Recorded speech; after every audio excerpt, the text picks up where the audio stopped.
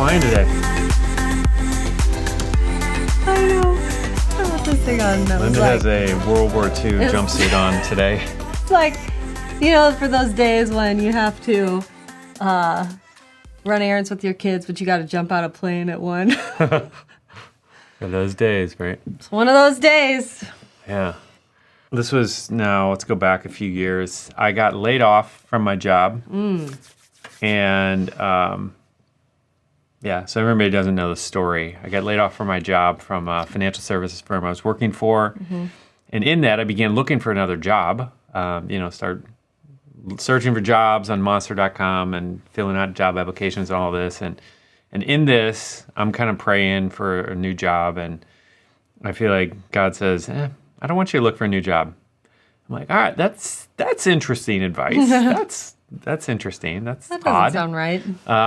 I got a wife who likes to eat and live indoors and likes really to love not camping. buy some shoes. And You wouldn't believe how much I love not camping. so I was just feeling like, all right, this is very odd. What do I do with this? I'm like, Lord, what am I supposed to do if I don't look for another job? And at the time, I had started this blog 6 months earlier.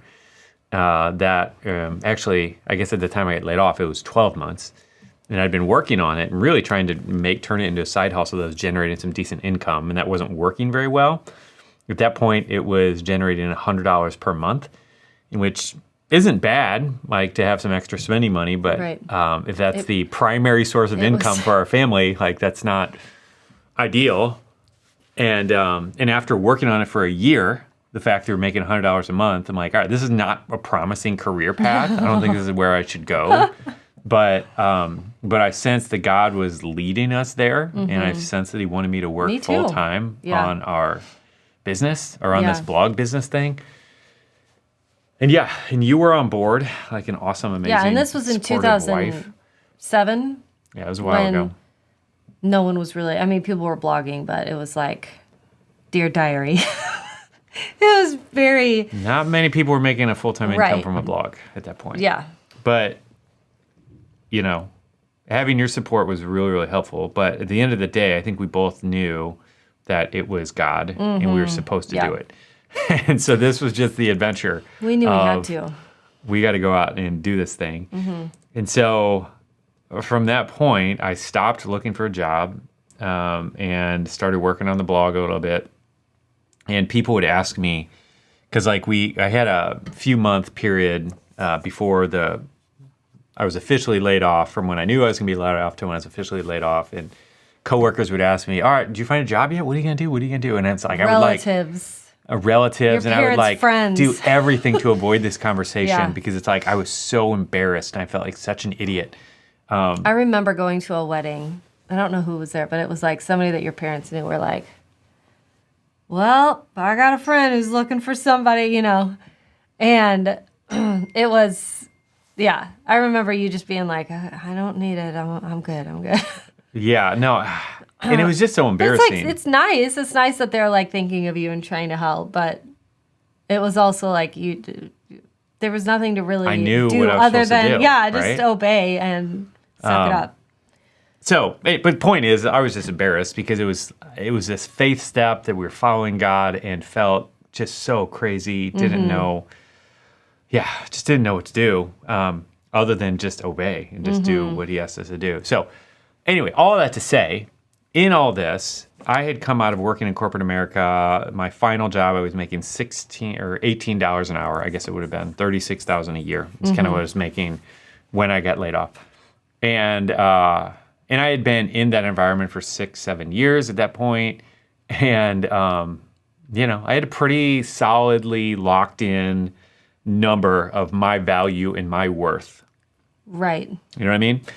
And which this brings up a whole other conversation. There's a lot here. Yeah, but let's keep going. So this was like deeply ingrained in, because this corporate structure and this whole, get your 3% raise each year like thing, just really drilled that into me really deeply. And so that this is what I'm worth. I am worth $18 an hour. This is the value that I have to offer to the world. So within that, a month or two into this journey, a friend of mine who was a little bit older, running a really successful business, reached out and basically said, "Hey, I'd love for you to come work for me." And Yeah. That was a big moment. and I'm like, "Oh, this is awesome. This is awesome. This is the answer to prayer. This Yeah. is it. Blah blah blah blah blah. All this stuff." So I didn't even pray about it. I just told him yes, and we immediately started talking about salary and stuff like that. And No, and I was immediately like, yeah, do it. I know This is we were great. both like so We were excited. excited. But anyway, so there's multiple layers and pieces to this story and lessons here and all this. But for the purposes of this particular episode, what we're talking about here, he asked me, all right, well, how much do you charge to do whatever? It was some like website work or something like that. Honestly, it was something that I was really excited to do. He was a great guy. Would have loved working with. Well, and I think it all was the something different you were things. going to be good at too, It was right? something, and natural aptitude Yeah. towards like all this stuff. And you really had enjoy. excitement to learn. Yeah, more. yeah. Like, anyway, so he asked me like, all right, what I would charge, and I said $25 an hour. I mean, this was my like big bold leap of I'm going from $18 up to $25 an hour, like. And I was like nervous to kind of say that. 'Cause I'm like, what if you think that's too high or whatever? Like we were talking about this beforehand. You're like, I don't really know what to say. Yeah. And his so I didn't reaction. know if he'd be like, that's just way too high. I'm going to go find somebody else type of thing. And so which I was really nervous because it's like, You don't I have know. this blog that's making $100 a month. Like I need the income, so. Like $25 an hour would be insane. Yeah, that would have been amazing. Absolutely amazing. Yeah. And so I remember telling him that and just like waiting to hear his response. And then he like kind of laughed and chuckled a little bit and then like got quiet. And I realized in this, like he thought I was joking because Hilarious. it was so cheap. Low. Yeah, he thought. And I'm like, this is fascinating, But like, you know? I mean, this is such a good lesson here. I don't know if you're going to get here, but like think about the idea of a person who has a natural aptitude for something, for a job, that is eager to learn, Yeah. that has,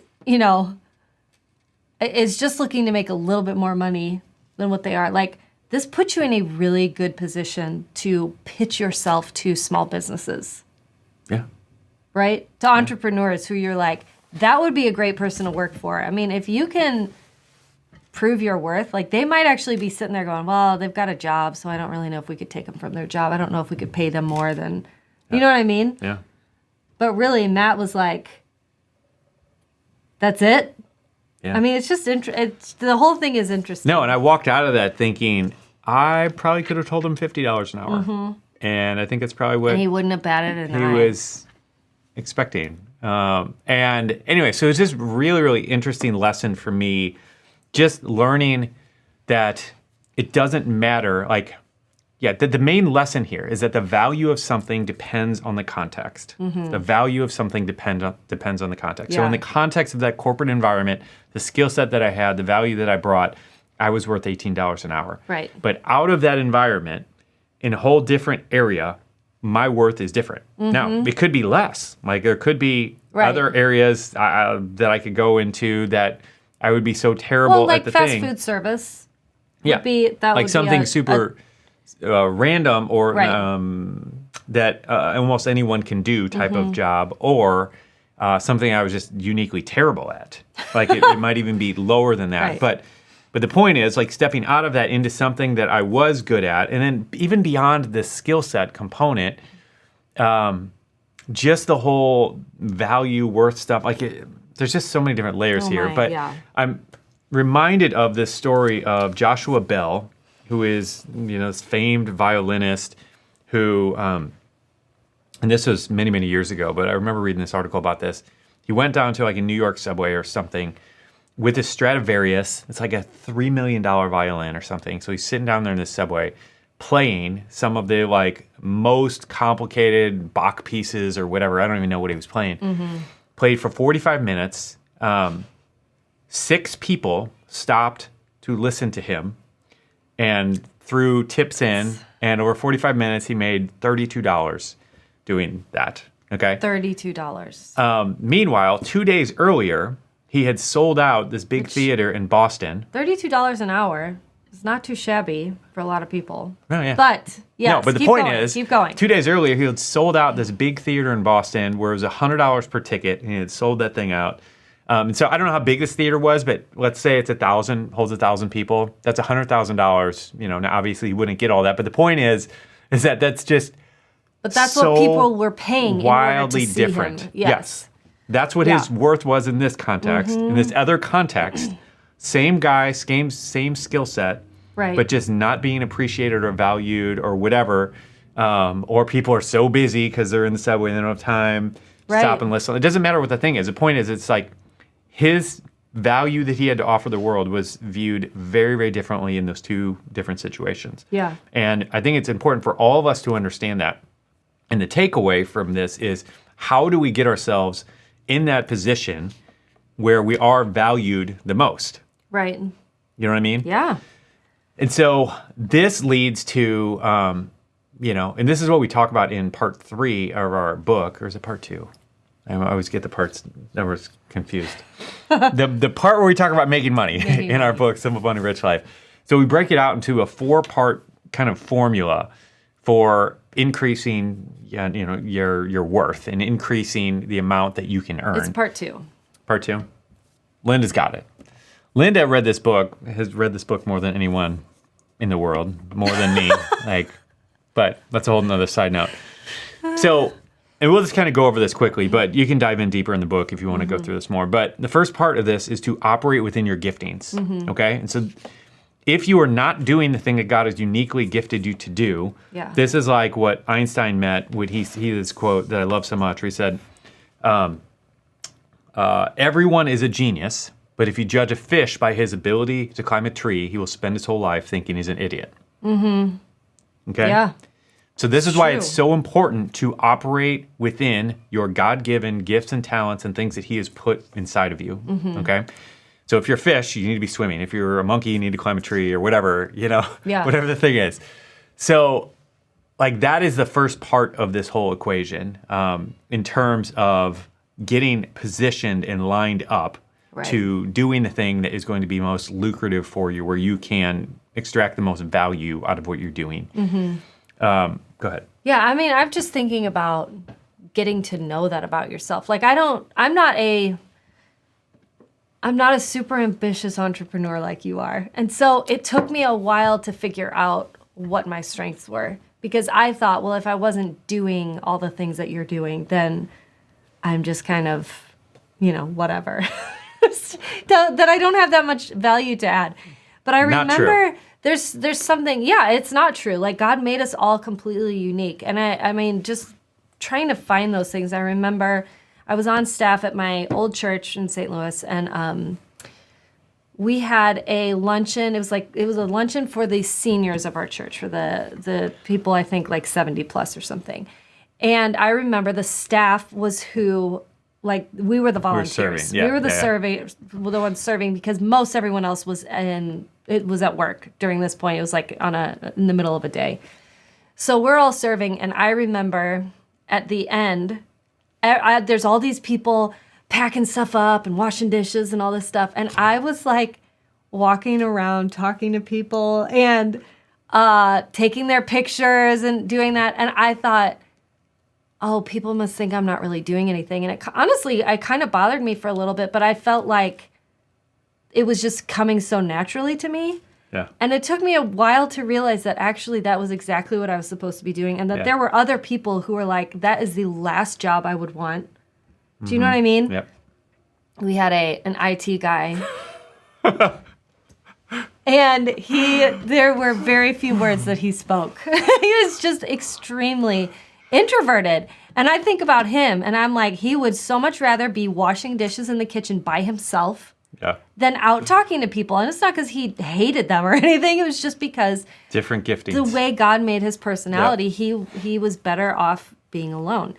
Yeah. And I mean, so just, I think looking for those things, even when you're like, I don't know what they are, I can't find them. It's easy to miss because it comes so naturally to you. It requires that you try things. Like, that's Yeah. part of it, though. Like, it requires that you try different things. And I think part of this, too, like, it's like, what excites you? Yeah. Like, what are you talking to your spouse about? What are you talking to your friends about? Like, what are the things that fire you up in a good way or a bad way? Like, what are the things that make you angry? Like, there's just so much here. There's so many clues in all of this to understand, like, what you're gifted towards, what God has put inside of you to do something with, you know? Right. Yeah. And I mean, I think that manifests different ways. Like at this luncheon, like it was better for me to talk to the people, the guests, take their photos and all that stuff, but also to the people that were cleaning up. Honestly, my job with them, when I like think back about all this time, like I would do stuff, but while I was doing things, like while I was actually doing the important job, I lightened the mood a lot. Yeah. It was like, I made it actually enjoyable for people to do this, where it could be a really mundane, boring job. Like Good that job. was, I know, but that's You were the something mood that lightener. I was the mood lightener, and the world needs that, honestly. They do. Like there's a lot of people who are very serious and it's just like, it's got to do We need this more way. Lindas. But this is one of those things that I'm telling you, it took me a long time to figure out, because I thought, because I wasn't doing it a specific way that other people had told me it should be done, Yeah. I didn't realize that there was any value in that until now I can look back and see. Yeah, and there's a lot of people in the world who, and this was like part of like what I had to learn about you, is that because I am such a 3 on the Enneagram checklist, efficiency-minded person, Efficiency. that it's best. easy for you in the way you do things to absolutely drive me crazy, but God has, He's just revealed to me, like, this is your strength. Yes, it is a strength. And it needs to be submitted Yeah, to the and there's a Lord. balance. Right. Absolutely. But for me or anyone else to sit here and tell you that you have to be this, round circle trying to fit into a square thing, like, it's not right. It's not who you the were made. opposite. It's not. Square peg. Whatever.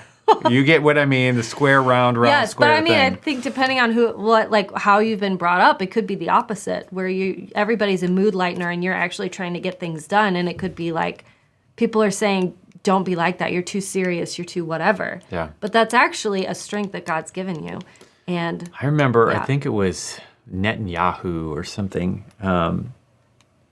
Anyway, had said something to that effect, like kind of what you're talking about, just like he just viewed his role. I mean, I think Winston Churchill might have said something similar too, where it's like they had a really hard road, a really hard life, and of challenging leadership and whatever, and just didn't, to your point, like didn't see their role as just being all jolly and smiles all Yeah. the time. Like they were on this earth for a significant, Right. heavy purpose that they had to accomplish. That was a big deal, and it wasn't a light and easy load where they, Yeah. So but maybe they had a Linda next to them, kind Maybe. of lightening the mood a little bit, maybe, just to help them get through, right? yeah. So anyway, that was a long kind That of. was a moving there. long All right, I tangent. want to finish these 4 points though. So the first one is operating within your giftings. Mm-hmm. Okay. The second one is continuing to learn and to hone your skills and whatever gifts God has given you. Right. And we don't need to go deep on each of these, but that is a really important part. So once we identify what is the thing that God has gifted me to do, how can I work towards it and improve upon that? How can I grow in that area? So Yeah. if He's given you a gift musically, how can you grow and develop that? Yeah. Okay. The third one is to solve significant problems or make the world better. Like Right. this is why, somebody at Chipotle is getting paid whatever, $12 an hour to make burritos, and why Elon Musk is the first or second richest person in the world, or whatever. Elon is solving some of the world's biggest problems. Yeah. And we could take the whole Twitter thing. I don't know where that falls into the spectrum, but if we just look at SpaceX, and he's literally trying to get people off of Earth and get them onto Mars and live on Mars. That's a pretty significant problem. Then solving the problem of electric cars that no one has successfully been able to do. Right. And those are just really, really big problems. And as a result of solving them with just a little bit of success, He bought Twitter. he was able to buy Twitter. Boom. He just there you go. bought it out. That's what happens. He just was like, I think I want that. I'm gonna go ahead and buy Twitter. What if it was like some sort of bet? Somebody was like, hey, I bet you can't buy if Twitter. you lose, you have to buy Twitter. That'd be a pretty funny bet. I like the I bet you can't buy Twitter better. You do. All right. Oh man, why'd you buy Twitter? I lost a bet. I lost a bet. All right. And then the last point is that you want to meet demand and give customers whatever the thing is that they want. Okay? Yep. And so those 4 pieces kind of working together, that's what we're talking about here. Right. Anyway, with those 4 things, growing in each one of those, moving forward in each of those, that is going to be how you're going to be able to raise really what you're worth, you know, and get yourself in a context where you are able to be worth more. Yep. So, what else? I don't know, but can we wrap this up? I gotta go jump out of a plane in a couple minutes. All right, so one other kind of last piece I'll throw in here. If you're an employee and something like super practical that you can do, you can just go to glassdoor.com, that website.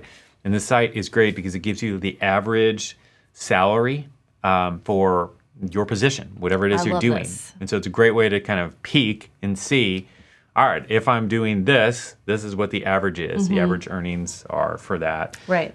So it's just great information to have. So in my case, you know, I could have looked at the obscure job that I was doing when I was in corporate America and found out what that was and then identified, all right, so if I'm a barista, I will be worth this much. Right. If I go do this other web thing that I was going to do, it's like, it's just good information to have, you know? Yeah. So anyway, so that's a little thing to do there. But at the end of the day, your task for this week is just to spend some time praying and thinking about this, identifying, are you where you need to be, and how can you increase the amount that you are worth, and to know your worth and to get in a position where you're worth more and you're being paid more. Like that's our goal. So, so spend some time praying about that. And I think it's it. I think that's it. All right. We need to go do some parenting. I can hear them and we can hear banging against the things walls. slamming around. All right. So that's all for today. See ya. Bye. We really love creating fresh content for you each week, but if you have not checked out our book, Simple Money, Rich Life, this really is our best work, and we have some free resources we want to tell you about. So if you enjoy listening to our soothing voices, then you can download chapter 1 of the audiobook. And if you prefer to read, we have the first 2 chapters of the ebook version. Or we even have a 5-week book study outline based on this book. And you can download all of this for free at seedtime.com/sample.